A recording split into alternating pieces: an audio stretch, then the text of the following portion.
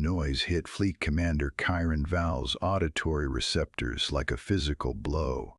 It was a messy, vibrating collision of stringed instruments and strained vocals. Around her, the bridge of the Guard was a graveyard of paralyzed officers, their ordered minds fractured by the cognitive plague. The infection demanded absolute symmetry, freezing its victims in loops of flawless logic.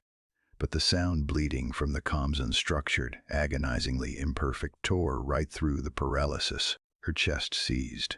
A curse that eats perfection chokes on human chaos. She gasped, pulling her first clean breath in weeks. Truth is, the Lemurian Armada was never meant to fall. They were the architects of the galaxy, minds carved for mathematical precision. When the anomaly first swept through the fleet, they tried to analyze it. They fed the infection algorithms, defensive matrices, and pure reason. It consumed them all. The more rigid their mental architecture, the faster the curse devoured the host. The monks of Xylar fell into catatonic shock. The cyber engineers of the Vora burned out their own neural pathways trying to outcalculate the contagion. It turned out that when galactic logic shatters, human irrationality holds the line.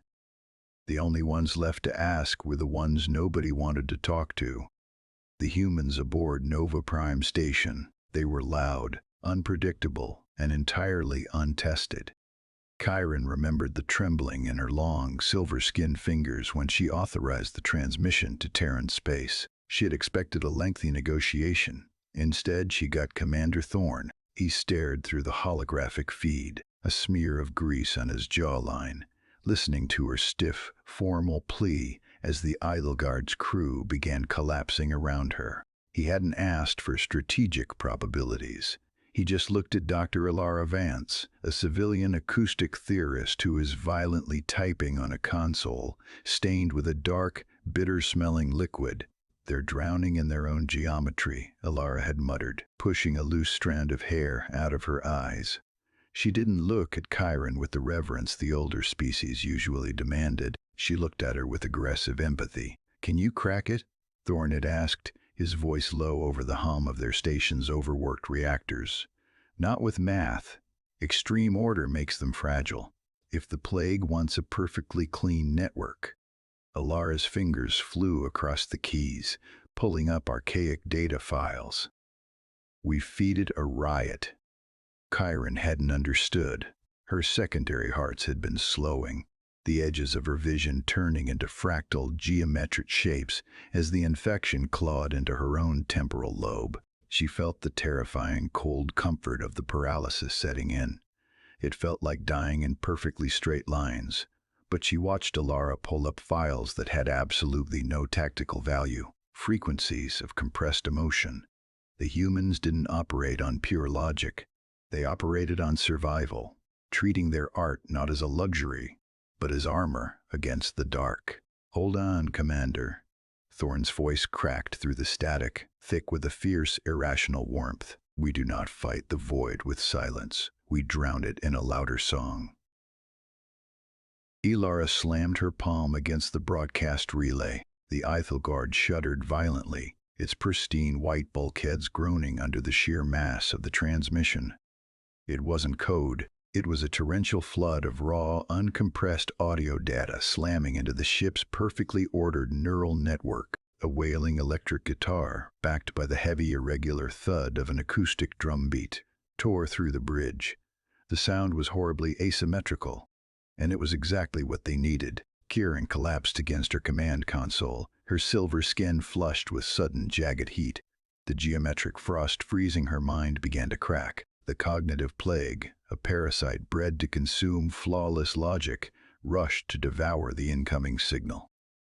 It tried to categorize the erratic time signatures. It desperately attempted to find the mathematical center of the human vocals, a raw, straining voice screaming about lost love and furious defiance. But there was no center. There was no algorithm. It was just chaotic, defiant messiness. The parasite choked on it. Truth is, extreme rigidity is a fatal flaw. The Lemurians had spent 10,000 years ironing out their imperfections, building a civilization so structurally sound it had become entirely brittle. When faced with an infection that weaponized order, their pristine minds were glass waiting for a stone. But human thought was a tangled, unpredictable knot. Chiron gasped as the paralysis evaporated from her limbs, her lungs burning with the sudden intake of recycled air. She dragged herself upright, the cold deck biting into her palms. Around her, the bridge crew stirred.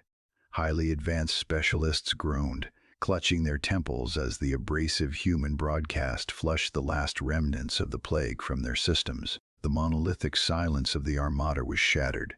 It turned out survival didn't require flawless execution.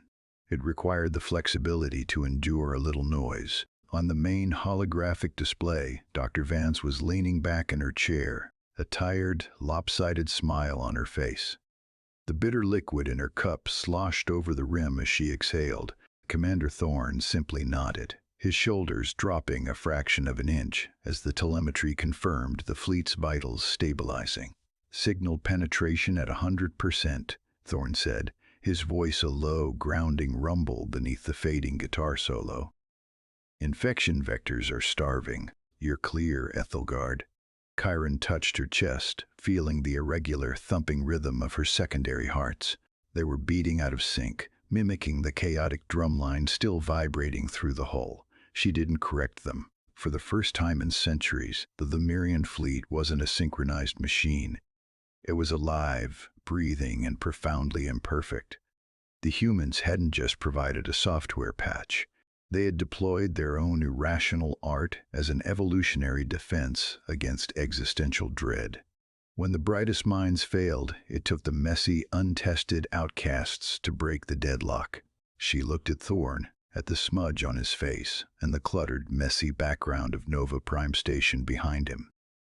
They were children compared to the Lemurian Empire, but as Chiron opened a secure channel to formally invite Terra Secundus to a revered seat in the Galactic Alliance, she felt a strange, terrifying warmth bloom in her chest. The youngest species taught the oldest stars how to sing in the dark.